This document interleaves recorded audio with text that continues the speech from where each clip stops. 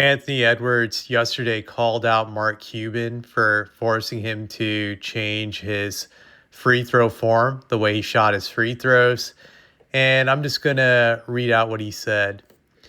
Some famous guy went on Instagram or went on a podcast and was talking about my free throws, and he brought it to the attention of everybody, so I had to change it.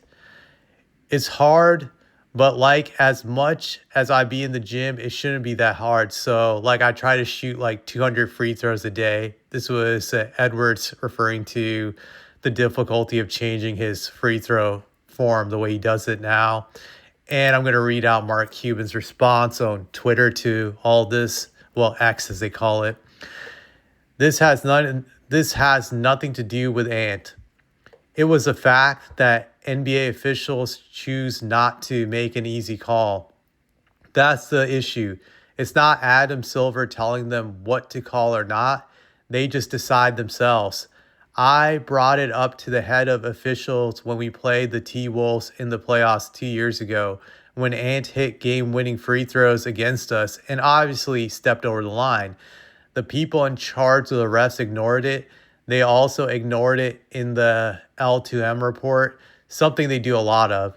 But if you speak about it on NBA podcasts, that changes their behavior. So many changes in officiating that have changed the game dramatically, like using contact to create space for a shot. That wasn't in the game till recently.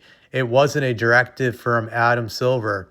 All the fouls that started getting called mid-season 2 years ago and have accelerated further now so that free throws are skyrocketing, that doesn't come from the top. It comes from officials.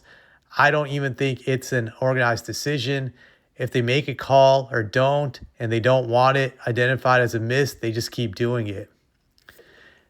That's an interesting statement that Mark Cuban made about NBA officials. I don't fully believe him that Silver has nothing to do with how these games are called. It's just, I have a hard time believing it. I just remember an interview Rasheed Wallace had with Tim Donaghy a few years ago. For those of you who don't know, Tim Donaghy was that ref that was arrested for fixing NBA games many years ago during the 2000s. And I remember Donaghy being honest with Rasheed Wallace by saying that they would get memos from the league, from Stern, on how to officiate certain players and how to call the games, that it wasn't intentional rigging, but there was a way they had to ref, whether it was contact or non-contact. So I don't fully believe what Cuban's saying, but outside of that, he does make some interesting points of how, podcasts can influence the way the refs call the game, and media, and that would include media, if we're being honest. So I did find that interesting. The other thing I have to say, like, this shows you how hardcore Cuban is, that he looks for every small edge he can get his team when it comes to winning games, is that I never really noticed how Anthony Edwards would step over the line, that he was actually a line stepper.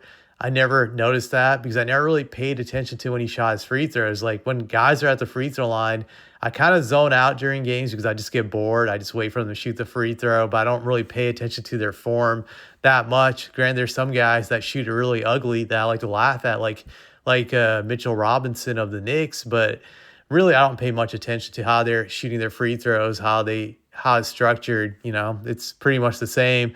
But the fact that Anthony Edwards actually had to step over the line to hit his free throws is very interesting to me. I remember back in the day when Shaq would do that, and I paid attention to Shaq really because, being a Spurs fan, the Lakers Spurs played each other so many times in the playoffs. So it was a type of matchup where every point mattered, every bucket mattered in the playoffs. So when I would see Shaq step over a line, I would get pissed off when the refs would not call it. And that was like a point of contention. I remember during the early to mid 2000s, Shaq would try to cheat a lot of times by stepping over the free throw line so he could make them. And then you would see the arguments with the opposing teams and coaches, and the refs would go back and forth. Sometimes they would call him for like the violation, and sometimes they wouldn't. It was like hit or miss. But I remember Shaq having to do it a lot because Shaq was such a terrible free throw shooter. He needed every bit he could get to be able to make them. And stepping over the free throw line was one of the strategies where he'd move forward. Surprised Anthony Edwards had to do that. Like I would think he would naturally just be a better free throw shooter where you wouldn't have to resort to those tactics. But that to me is very interesting how Edwards really had to rely heavily on doing that type of stuff. I'm always shocked when perimeter players struggle at free throws, more so than big men. With big men, you expect it. Their hands are bigger. They're also a lot taller. When you're 7 feet or close to it, it's kind of like the balance is more difficult to strike up with the form and having the big hands. All that plays a role in making it much more difficult. But when you're a perimeter player, you have the right balance of hand size, height, and whatnot. That it should be easier. So that always surprises me. But yeah, it was pretty interesting. And Cuban is really that hardcore when it comes to reporting stuff to the league office.